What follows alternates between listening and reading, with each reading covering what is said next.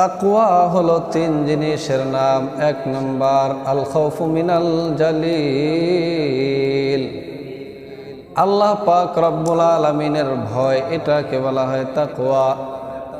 দুই নম্বর ওয়াল আমালু বিত্তানজিল, আল্লাহ পাক রব্বুল আলামিন যেই কিতাব নাজিল করেছেন তার অনুযায়ী আমল করা, এটাই হলো তাকওয়ার দুই নম্বর স্তর। তিন নম্বর ওয়াল কনাতু বিল কলিল, অল্পে তুষ্ট থাকা।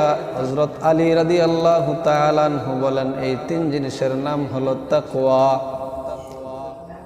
আব্দুল্লাহ ইবনে মাসউদ রাদিয়াল্লাহু তাআলা তিনি বলেন তাকওয়া বলা হয় আইয়াতা আল্লাহ ফালা ইউসা, আল্লাহ পাক রব্বুল আলামিনের আনুগত্য করা, অবাধ্যতা না করা।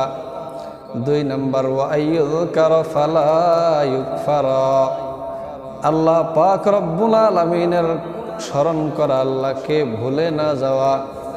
ওয়া আইয়ুযকারা ফালা ইউনসা, আল্লাহ পাক রব্বুল আলামিনের স্মরণ করা, আল্লাহকে একেবারে ভুলে না যাওয়া।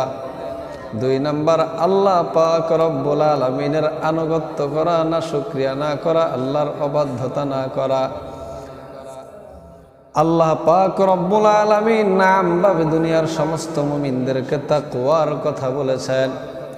সূরা হজ এবং সূরা নিসাঈ উভয় সূরার 1 নম্বর আয়াতে আল্লাহ বলেন ইয়া আইয়ুহান নাসুত্তাকু রাব্বাকুম, হে দুনিয়ার মানুষেরা তোমরা তোমাদের মালিক আল্লাহকে ভয় করো।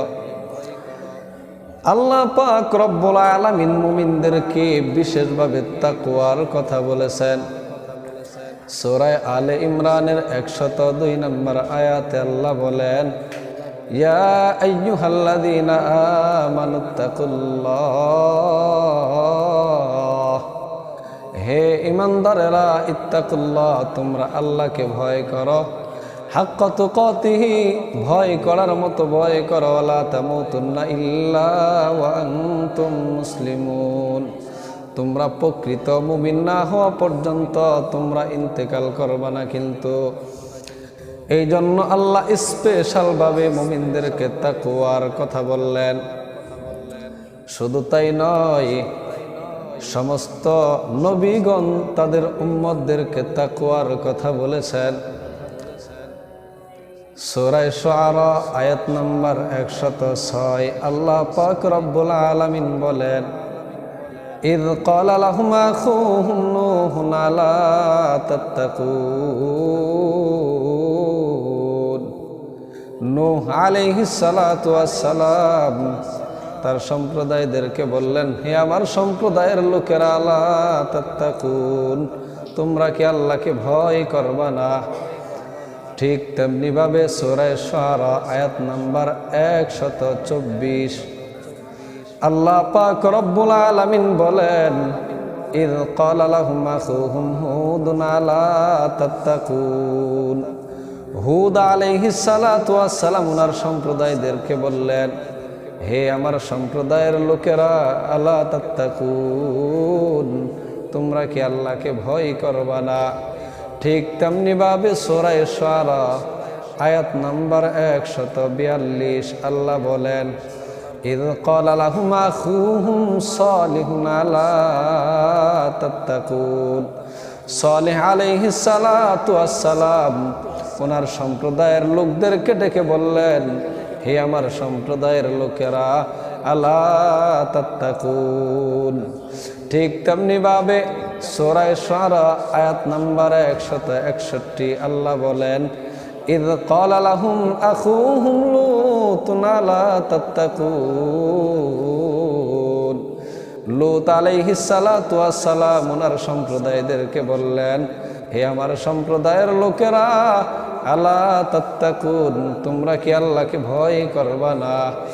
ঠিক তেমনি ভাবে সূরা শুআরা আয়াত নাম্বার 177 আল্লাহ পাক রব্বুল আলামিন বলেন ইয ক্বালা লাহুম শুআইবুন আলা তাত্তাকুন, শুআইব নবী উনি ওনার সম্প্রদায়দেরকে বললেন, হে আমার সম্প্রদায়ের লোকেরা, তোমরা কি আল্লাহকে ভয় করবা না? আল্লাহকে ভয় করবা না?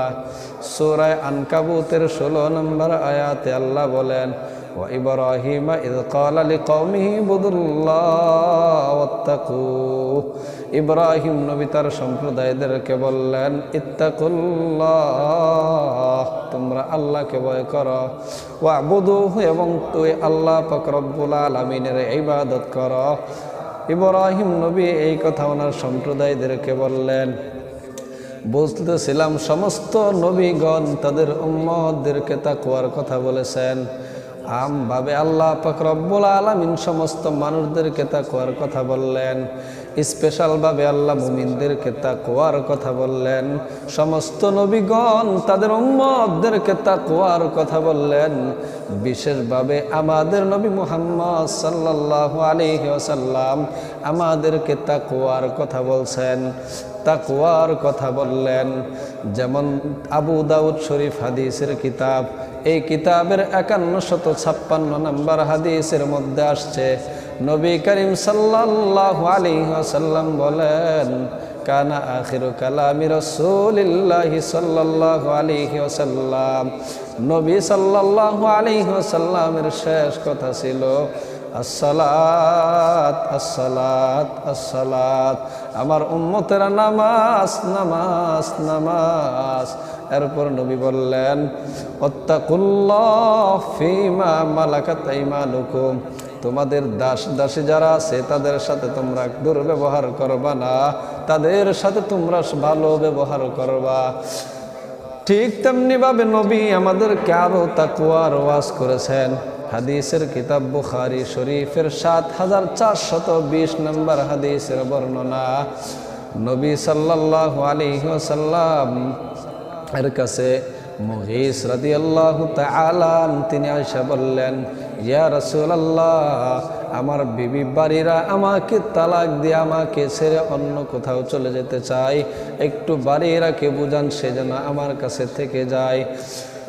রাসূলুল্লাহ সাল্লাল্লাহু আলাইহি ওয়াসাল্লাম বাড়িরাকে বললেন, ইয়া বাড়িরা ইত্তাকিল্লাহ, হে বাড়িরা তুমি আল্লাহকে ভয় করো, ইত্তাকিল্লাহ, তুমি আল্লাহকে ভয় করো, বাড়িরা আল্লাহকে ভয় করো।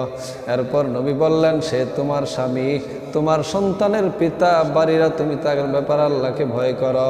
এরপর বাড়িরা রাদিয়াল্লাহু তাআলা আনহা বললেন, ইয়া রাসূলুল্লাহি, আপনি কি আমাকে আদেশ করেছেন নাকি পরামর্শ দিলেন?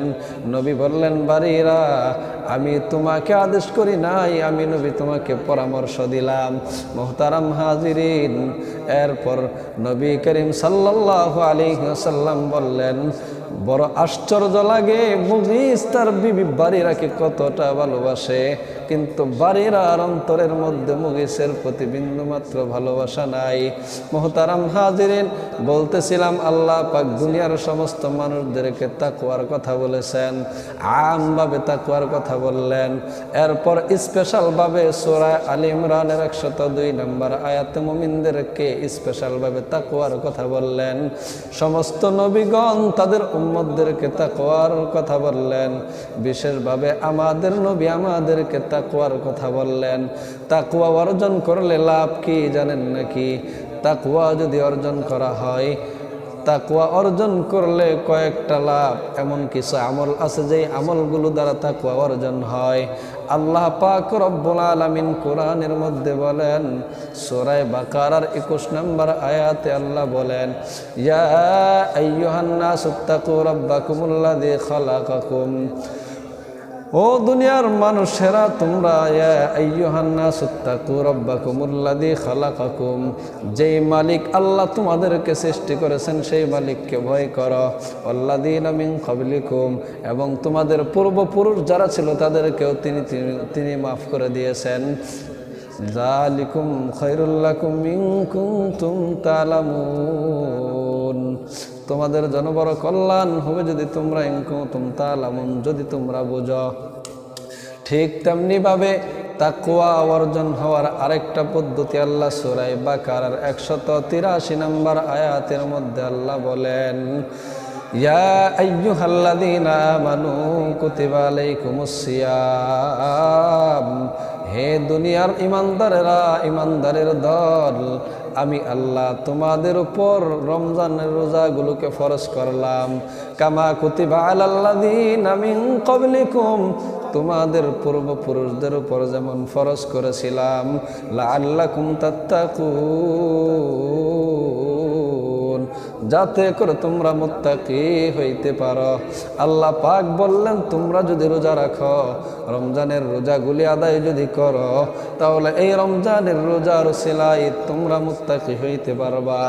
অন্য আয়াতের মধ্যে আল্লাহ বলেন, লা ইয়ানালাল্লাহু লুহুমুহা ওয়ালা দিমাউহা ওয়ালাকিন ইয়ানালুহুত তাকওয়া মিনকুম। আল্লাহ পাক রব্বুল আলামিনের কাছে কুরবানির পশুর গোশত, চামড়া, রক্ত, মাংস কোনো কিছুই পৌঁছে না। ওয়ালাকিন ইয়ানালুহুত তাকওয়া মিনকুম, বরং তোমাদের অন্তরের তাকওয়াটা আল্লাহর কাছে পৌঁছে। অন্য জায়গায় আল্লাহ পাক রব্বুল আলামিন বলেন, হে লোকেরা, তোমরা সঠিক পথে চলবা, বক্র কোনো পথের মধ্যে তোমরা চলবা না। যালিকা ওয়াসাকুম বিহি লাআল্লাকুম তাত্তাকুন, যালিকা ওয়াসাকুম বিহি, আল্লাহ বলেন আমি তোমাদেরকে আদেশ দিলাম, লাআল্লাকুম তাত্তাকুন, যাতে করে তোমরা মুত্তাকি হইতে পারো। ঠিক তেমনি ভাবে সূরা তালাকের 2 নম্বর আয়াতে আল্লাহ বলেন, ওয়ামান ইয়াত্তাকিল্লাহ, যে ব্যক্তি তাকওয়া অর্জন করবে, ইয়াজআল লাহু মাখরাজা, আল্লাহ তার জন্য এমন কিছু পথ খুলে দিবেন।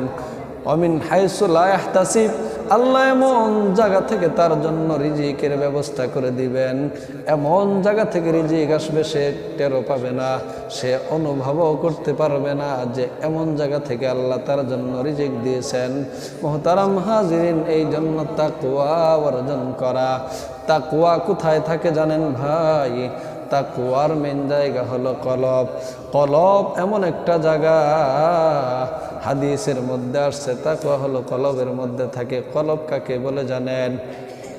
হাদিসের মধ্যে আসছে নবী সাল্লাল্লাহু আলাইহি ওয়াসাল্লাম বলেন, আলা ইন্না ফিল জাসাদি লামুদগা, মানুষের দেহের ভিতরে এমন একটা গোশতের টুকরা আছে, ইদা সলহাত সলহাল জাসাদু কুল্লু, যদি এই গোশতের টুকরাটা সুস্থ হয়ে যায় পুরো দেহটা সুস্থ হয়ে যাবে।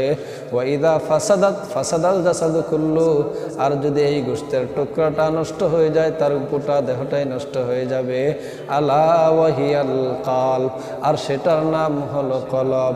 এছাড়া অন্য হাদিসের মধ্যে আসছে নবী করিম সাল্লাল্লাহু আলাইহি ওয়াসাল্লাম সাহাবাইদেরকে বিভিন্ন বিষয় বলার পর এরপর নবী সাল্লাল্লাহু আলাইহি ওয়াসাল্লাম বলেন, ওয়ায়ুশিরু ইলা সাদরিহি সালাসা মাররাত, নবী তার বুকের দিকে 3 বার ইঙ্গিত করলেন।